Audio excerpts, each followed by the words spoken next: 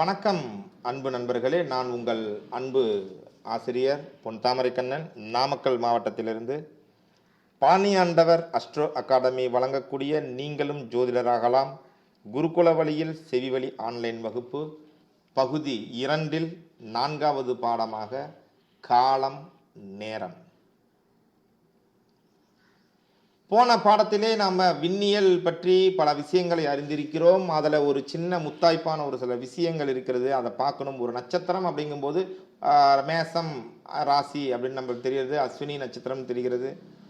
அப்போ அஸ்வினிங்கிறது ஒரே ஒரு நட்சத்திரமானா இல்லை, ஒரு நட்சத்திர கூட்டம், ஒரு தொகுதி. அப்போ அந்த நட்சத்திர கூட்டம் அப்படின்னு சொல்லும்போது அதில் எத்தனை நட்சத்திரங்கள் கொண்டது ஒரு நட்சத்திர கூட்டம் அப்படிங்கிற மாதிரிலாம் இருக்கு இல்லைங்களா. அதில் அஸ்வினி, பரணி, மிருகசீரிசம், அப்புறம் பார்த்தீங்கன்னா பூசம், விசாகம், அனுசம், அப்புறம் கேட்டை, திருவோணம், ரேவதி, இவெல்லாமே பார்த்தீங்கன்னா 3 நட்சத்திரங்கள் கொண்ட ஒரு கூட்டமாக இருக்கும். 3 நட்சத்திரங்கள் கொண்ட ஒரு கூட்டம். அடுத்தது பார்த்தீங்கன்னா கார்த்திகை, ஆயில்யம், மூலம், இந்த நட்சத்திரங்கள் எல்லாம் 6 நட்சத்திரங்கள் கொண்ட ஒரு கூட்டமாக இருக்கும். பிரபலமாக இதில் நாம் ரொம்ப ஈஸியாக கண்டுபிடிச்சிடலாங்கிறது கிருத்திகை நட்சத்திரம் தான். கிருத்திகை நட்சத்திரத்துக்கு பக்கத்திலேயே பார்த்தீங்கன்னா மிருகசீரிசம் அப்படிங்கிற ஒரு நட்சத்திரம், 3 புல்லாங்குழல் மாதிரி, உலக்கை நட்சத்திரம், புல்லாங்குழல் நட்சத்திரம் அப்படிங்கிற மாதிரி இருக்கும். அது 3 நட்சத்திரங்கள் வரிசையாக இருக்கும், ஒரே கோட்டில் இருக்கிற மாதிரி இருக்கும். இந்த 2 நட்சத்திரங்கள் எல்லாருமே அடையாளம் வைத்திருக்கக்கூடிய நட்சத்திரங்கள் தான். சரிங்களா, இதெல்லாம் நம்ம பண்ணிடலாம். மற்ற நட்சத்திரங்கள் கொஞ்சம் அனுபவத்திலே உற்று நோக்கி கண்டுபிடிக்க வேண்டியது.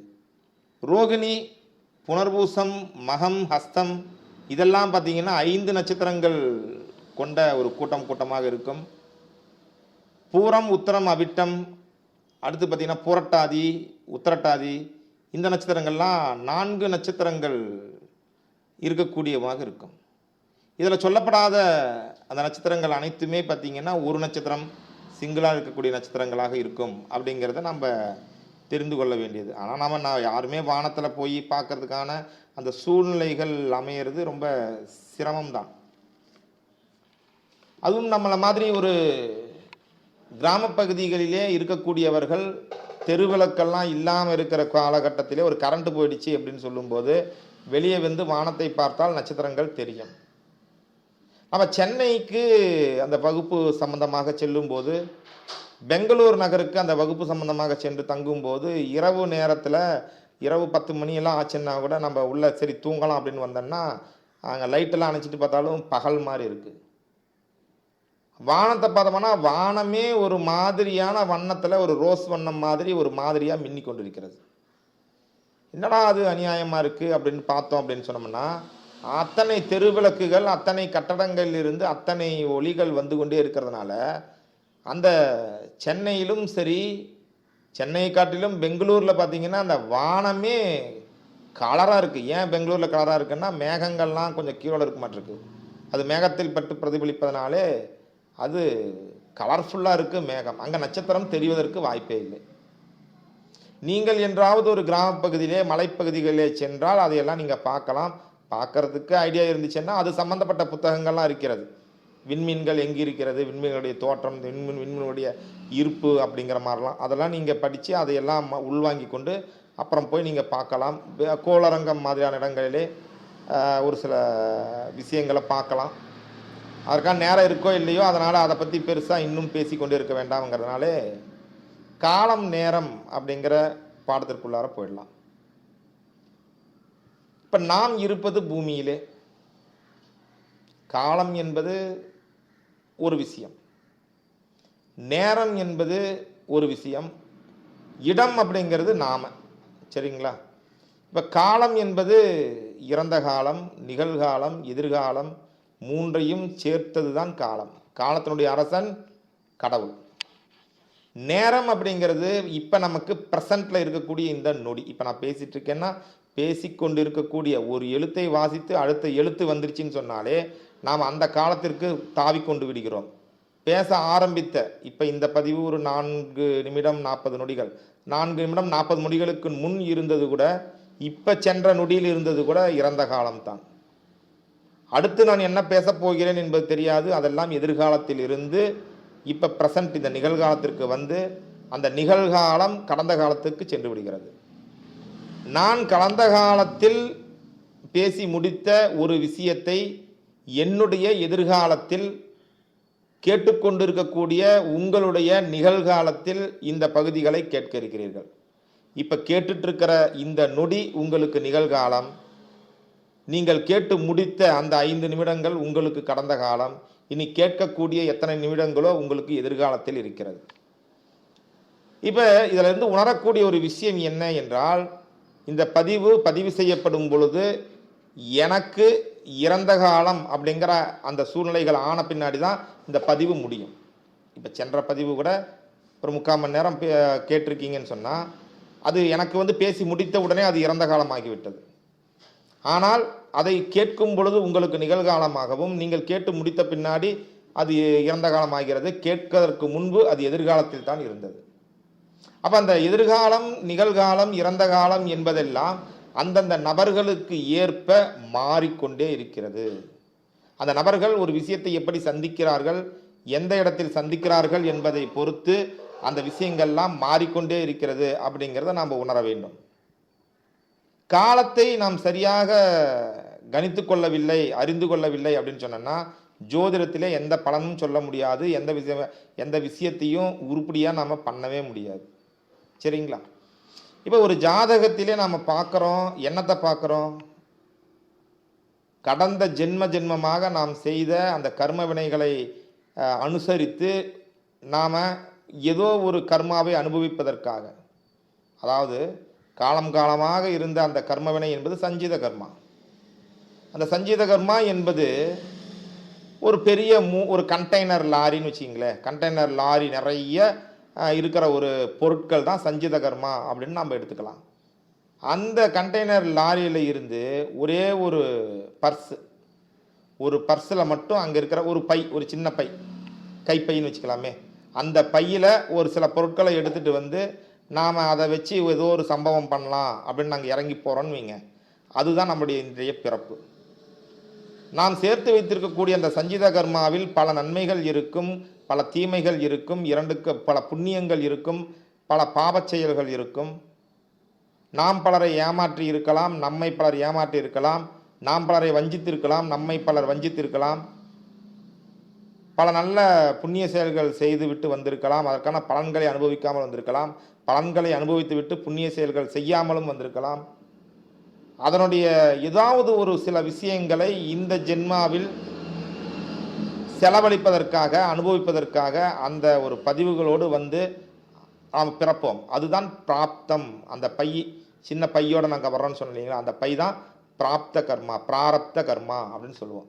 அந்த பிராரப்த கர்மா என்பதை தான் நம்ம பெரியவங்கெல்லாம் என்ன, நமக்கு பிராப்தம், எனக்கு அவ்வளோதான் பிராப்தம் அப்படின்னு சொல்லுவோம். பிராப்தம் என்றால் என்ன? அடையக்கூடியதா? புத்திர பிராப்தி. பிராப்தி என்றால் அடையக்கூடியதில்லை, நாம் ஏற்கனவே செய்து வைத்திருக்கக்கூடியதை எடுத்து வருவதுதான் பிராப்தி. சீக்கிரமேவ புத்திர பிராப்தி சம்திங், இது ஒரு ரஸ்துன்னு சொல்லுவாங்க. அது சமஸ்கிருதத்திலே சீக்கிரமாக உனக்கு புத்திர பிராப்தி உண்டாப்பதாக சொல்லுவாங்க. புத்திரன் பிறக்க வேண்டும் என்ற ஒரு அனுஜையோடு உங்களுடைய முற்பிறப்பிலிருந்து பிறந்திருந்தால் அந்த புத்திர பிராப்தி உடனடியாக ஏற்படட்டும் அப்படின்னு தான் அதுக்கு அர்த்தமே ஒழிய வேறொன்றும் இல்லை. நமக்கு அந்த பிராப்தம் இல்லை அப்படின்னு சொன்னால் இந்த ஜென்மாவிலே நாம் என்னதான் கஷ்டப்பட்டு கத்திட்டு இருந்தாலும் கூட நமக்கு அமையவே அமையாது. இதனால்தான் பார்த்தீங்கன்னா பல்வேறு தொழில் நிபுணர்கள், அறிவினால் தொழில் நிபுணர்கள், செயலினால் தொழில் நிபுணர்கள், அனைத்தினாலும் உயர்ந்த நபர்களாக இருப்பார்கள். அவர்களுக்கு அந்த உண்மையாலுமே அதனுடைய எஃபர்ட், அதனுடைய ரிட்டர்ன் அப்படிங்கிறது கிடைக்காது. சின்ன குழந்தையிலிருந்தே நல்லது கெட்டது அப்படிங்கிறதையெல்லாம் பார்த்து அனுசரணையாக உலகத்திற்கே நல்லவராகவும் தன் குடும்பத்திற்கும் நல்லவராகவும் நல்ல வேலை செய்து நல்ல தர்ம வழியிலே சென்று கொண்டிருக்கக்கூடிய பலருக்கு குழந்தை இல்லாமலும் போகிறது. அதெல்லாம் பிராப்தம். நாம் கொண்டு வந்த பிராப்தம் எங்கிருந்து கொண்டு வந்தோம்? நம்ம சஞ்சித கர்மாவிலே இருந்து நம்ம பேக்கெட்டில் போட்டு ஒரு பையோட எடுத்துகிட்டு வந்த பாருங்க, அது பிராப்தம். அந்த பையில் என்னென்ன இருக்கு, என்னென்ன இல்லை, முதல்ல எது வரும், ரெண்டாவது எது வரும், மூணாவது எது வரும் அப்படிங்கிறத பார்க்கறதுக்கான ஒரு மெஷர்மெண்ட், அது பார்க்கறதுக்கான ஒரு ஏதோ ஒரு கருவிதான் அந்த ஜாதகம். இந்த ஜாதகத்தின் மூலமாக முக்காலத்தையும் உணர முடியுமா அப்படின்னு சொல்லும் பொழுது, இறந்த காலம் அப்படின்னு ஒன்று இருக்கு பார்த்தீங்களா, நம்ம கடந்து வந்த காலம், அந்த இறந்த காலத்தை சரியாக பிடித்து அதுக்கு என்னென்ன கிரகங்கள் எப்படி காரணம் என்பதை சரியாக நிர்ணயித்து விட்டோமானால் எதிர்காலத்தை கால கண்ணாடி அப்படிங்கிற அளவிலே ஒரு கால கணிதராக நாம் மாறி தெளிவாக சொல்ல முடியும். அதற்கு அந்த காலம் நேரம் என்பதை நாம் சிறப்பாக அறிந்து கொள்ள வேண்டும். ஒருவருடைய இறந்த காலத்திலே ஒரு ஜாதகர் வர்றார், அவருக்கு அதுக்கு முன்னாடி இருந்த கடந்த கால திசா புத்திகளில் இந்த ஒரு 6ஆம் இடத்துல இருக்கு அப்படின்னு சொல்லும்போது, ஏற்கனவே ஒரு இப்போ ஜோதிடத்திலே நீங்கள் இப்போ தான் அடிப்படைன்னா இது சொல்கிறது புரியாது. ஆனால் இங்கே இணைந்த 90% நபர்கள் ஜோதிடத்திலே அடிப்படை தெரியுங்கிறதுனால புரியும். தெரியாதவங்க பின்னாடி தெரிஞ்சுக்கலாம். ஒரு 6ஆம் இடம் தொடர்பு கிரகம் அப்படின்னு சொல்லும்போது உடனே உனக்கு வம்பு வந்துருச்சு, கடன் வந்துருச்சு, நோய் வந்துருச்சுன்னு சொன்னா பலிக்காது. 3ல் ஏதாச்சும் ஒன்று வந்து தானே இருக்கும் அப்படின்னு சொன்னால் அதுக்கும் இல்லாமல் நல்ல வேலை கிடைச்சிங்கன்னு சொல்லுவான். அதுவும் 6ஆம் இடம் தான். அப்போ அதுக்கு முன்னாடி நடந்த அந்த விஷயங்கள்லே ஒரு குறிப்பிட்ட கிரகம் என்ன பலன்களை கொடுத்திருக்கிறது அப்படின்னு பார்த்தோம்னா அது சம்பந்தப்பட்ட நன்மையோ அது சம்பந்தப்பட்ட தீமையோ தான் அந்த கிரகம் திரும்ப அடுத்த ரவுண்டில் கொடுக்கும். இப்போ அவர் என்ன பண்ணிட்டு இருக்காரு, அதுக்கு தகுந்த அளவுலே தான் அடுத்த திசாபுதிகள் வரும்போது அந்த பலன்களை மாற்றி அமைக்கும். அப்படிங்கிறதுனால எந்த ஜாதகம் பார்த்தாலும் கூட கண்ணை கட்டிட்டு உட்கார்ந்துட்டு அப்படியே பார்த்துட்டு இருக்கிறது சரிப்பட்டு வராது. எதிர்காலத்தை சிறப்பாக சொல்ல வேண்டும் என்றால் நிகழ்காலத்தில் ஜாதகர் என்ன செய்து கொண்டிருக்கிறார் அப்படிங்கிறத நம்ம தெரிந்து கொள்ள வேண்டும். தெரிந்து கொண்டால்தான் அது சிறப்பாக இருக்கும். அதை நம்ம கேட்டே தெரிஞ்சுக்கலாம். கேட்டால் சொல்ல மாட்டாங்க அப்படின்னு சொன்னால் ஜாதக ஊதத்தை கொடுத்து அனுப்பிடலாம். நாம் ஒரு 10 விஷயம் சொன்னோம்னா 10ல் 2 விஷயம் கரெக்டாக அமையும். ஆமாம் அமையும். 10ல் 2 அமைவதற்காக ஜாதகம் சொல்லுகிறோம். 10ற்கு 10மே நான் சரியாக சொல்லணுங்கிறதுக்காக தான் ஜாதகம் சொல்கிறோம். அந்த ஜோசியருங்க போன உடனே 10 சொன்னாங்க, 10ல் 2 பிசுறு இல்லாமல் நடக்குது அப்படின்னு சொன்னால் ஒரு மனித வாழ்க்கையிலே 10 சம்பவங்கள் தான் நடக்கும். 10ல் 2 பிசுறு இல்லாமல் நடப்பதா பலன்கள்? சொல்லுவதே 2ஆக இருக்க வேண்டும், அதை சரியாக சொல்ல வேண்டும். அதற்கு ஜாதகனுடைய அந்த காலம் நேரம் இதையெல்லாம் நாம் அறிந்து நடக்க வேண்டும். இந்த காலம் நேரம் என்பது சாதாரண விஷயம் இல்லைங்க. நம்ம பூமியிலே பூமி தன்னைத்தானே ஒரு முறை சுற்றி கொள்வது ஒரு நாள்.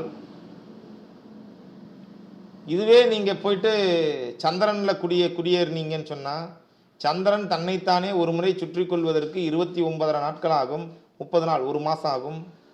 அங்கே ஒரு மாதம் இருந்தால்தான் ஒரு நாள். நீங்கள் செவ்வாய்க்கு சென்றீர்களானால் 2 நாள்கள் ஆகும், அது ஒரு நாள். புதன் கிரகத்திற்கு சென்றால் ஒரு நாளிலேயே 2-3 முறை சுற்றிருமாம்மா. அப்போ ஒரு 6 மணி நேரம் 7 மணி நேரங்கிறது ஒரு நாள்.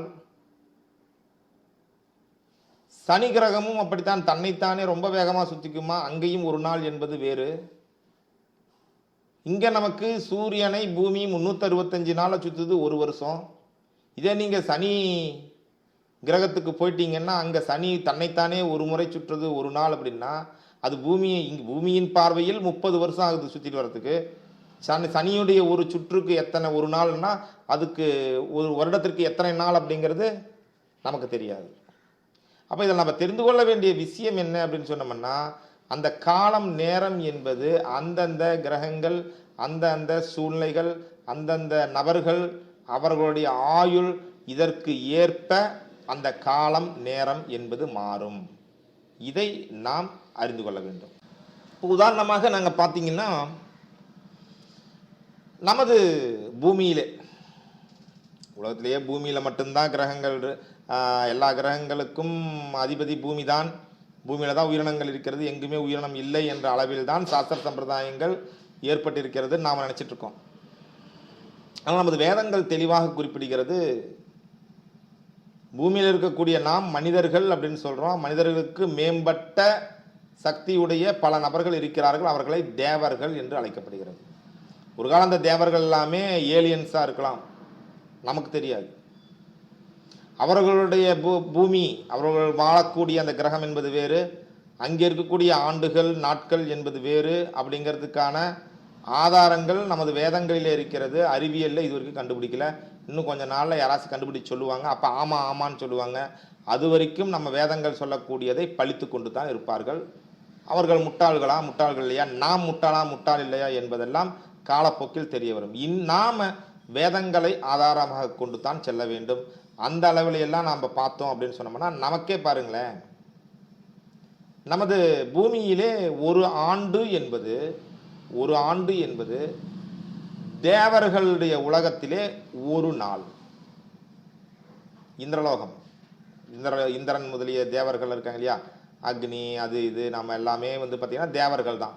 அந்த தேவர்களுடைய உலகத்திலே பூமியினுடைய ஒரு வருடம் என்பது ஒரு நாள். அவர்களுக்கு ஒரு நாள் தொடங்கும் இடம் தை மாதம் 1ஆம் தேதி.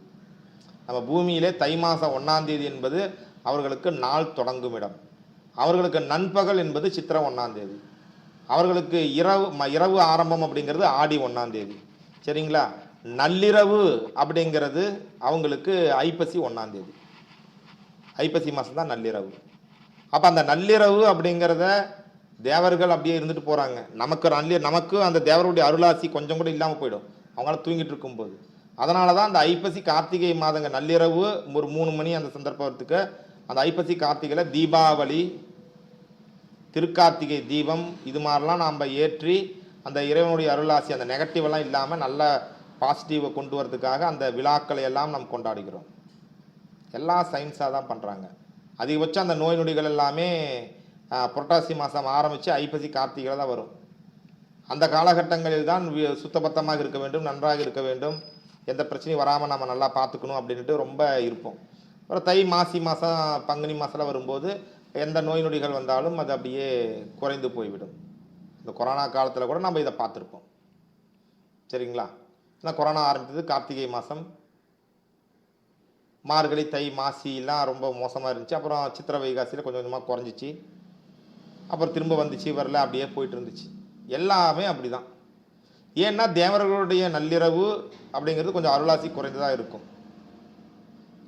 அப்போ பூமிக்குள்ளாரியே இது மாதிரி வேற எல்லாம் இருக்குமா அப்படின்னு சொன்னோம்னா இருக்கலாம், நமக்கு தெரியாது.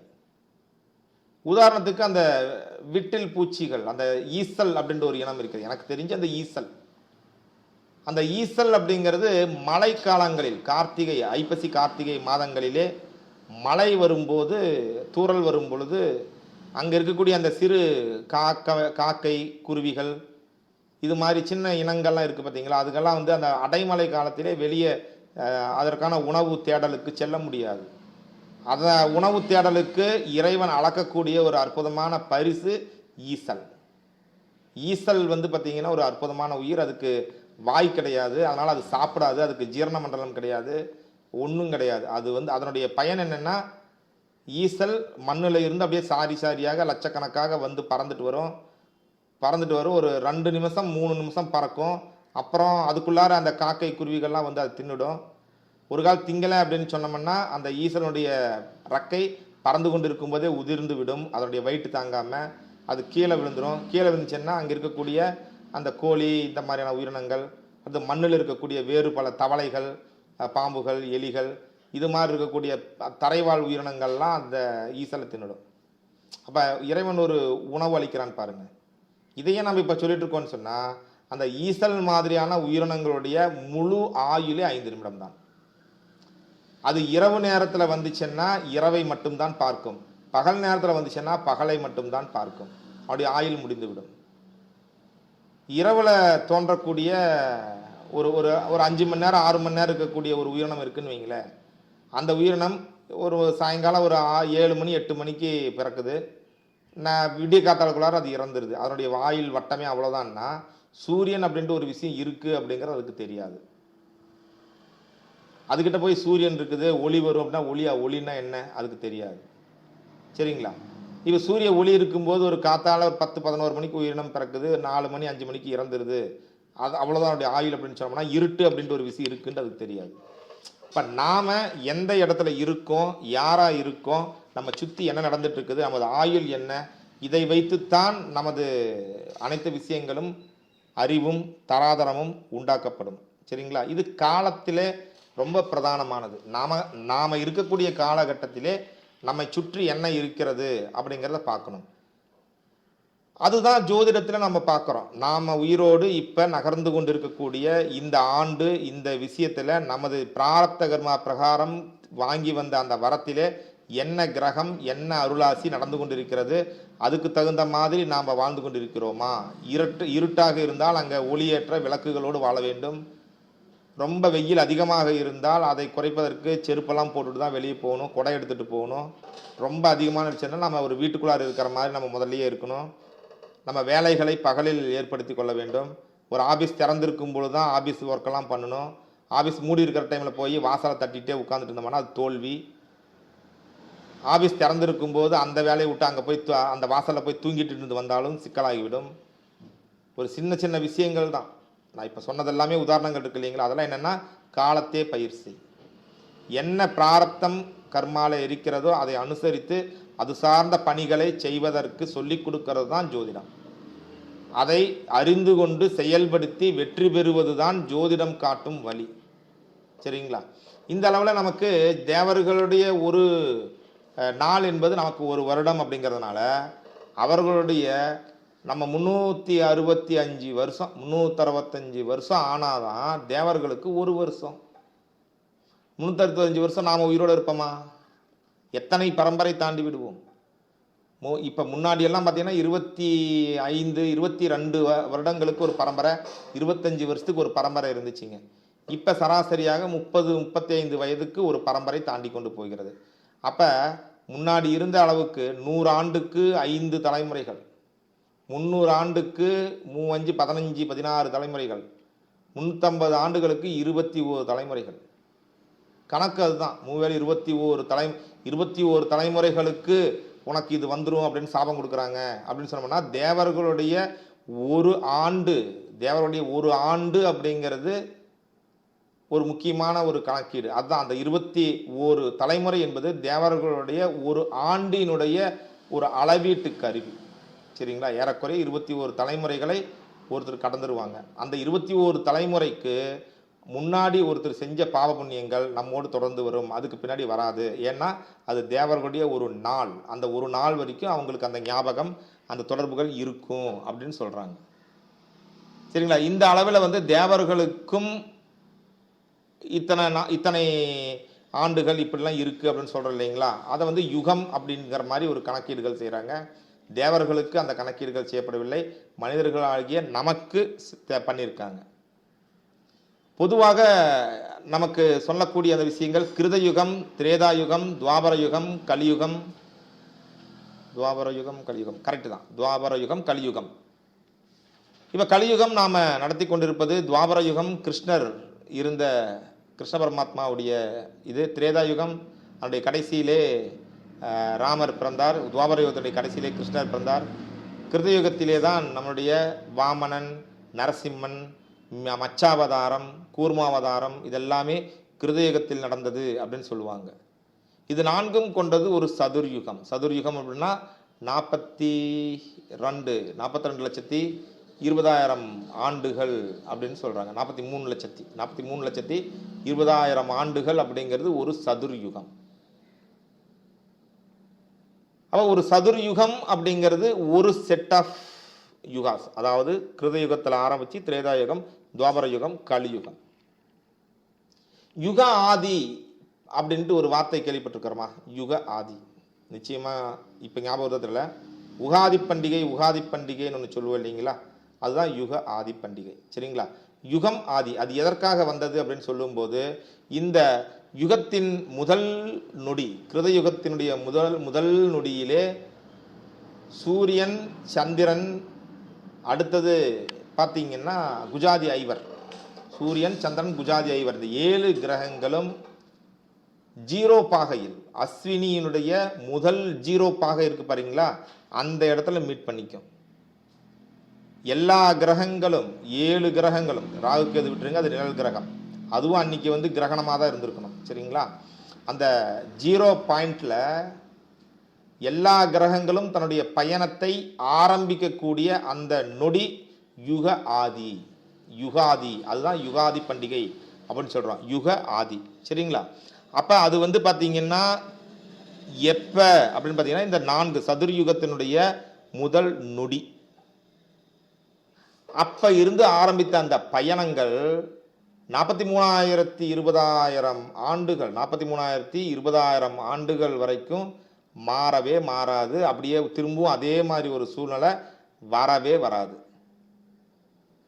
திரும்பவும் அதே மாதிரி ஒரு சூழ்நிலை வரும்போது எப்போ வரும் அப்படின்னு சொன்னோம்னா, நமது 4வது யுகம், இப்போ நாம் இருக்கோம் பாருங்க, இந்த கலியுகம், கலியுகத்தினுடைய கடைசி நொடி முடியும் போது அந்த கிரகங்கள் அனைத்துமே மேச ராசியினுடைய 0 பாகையில் போய் நிற்கும். அப்போ ஒரு யுகம் முடிஞ்சிருச்சு.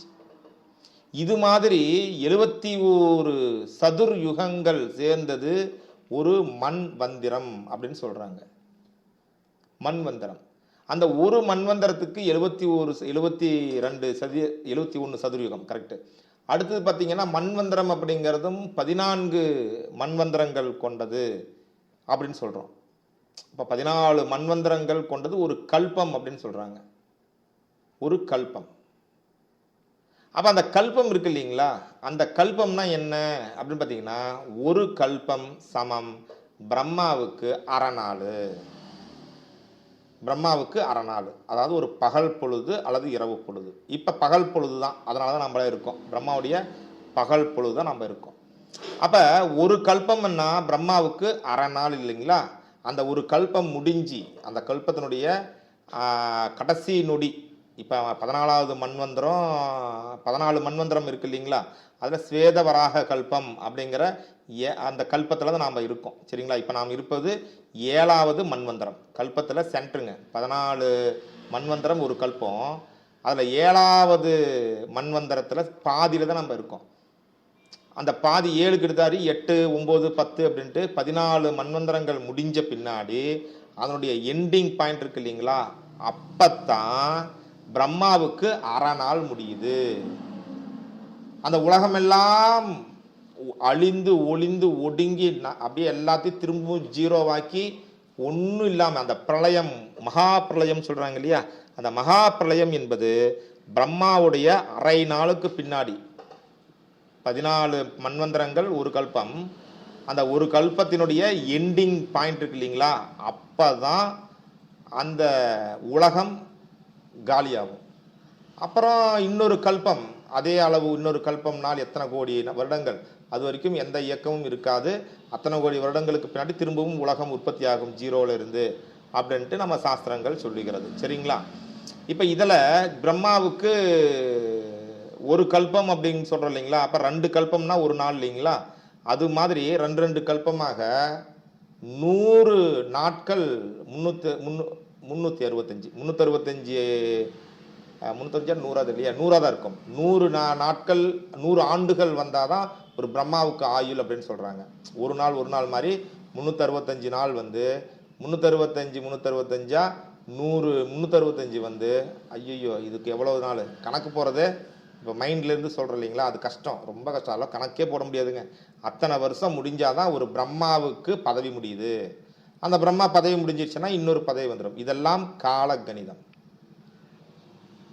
சரிங்களா? இதெல்லாம் காலக்கணிதம். இதையெல்லாம் வச்சு தான் அந்த முதல்ல யுக ஆதின்னு சொன்ன இல்லைங்களா, அந்த யுக ஆதி அப்படிங்கிறது சதுர்யுகத்தினுடைய ஒரு விஷயம்.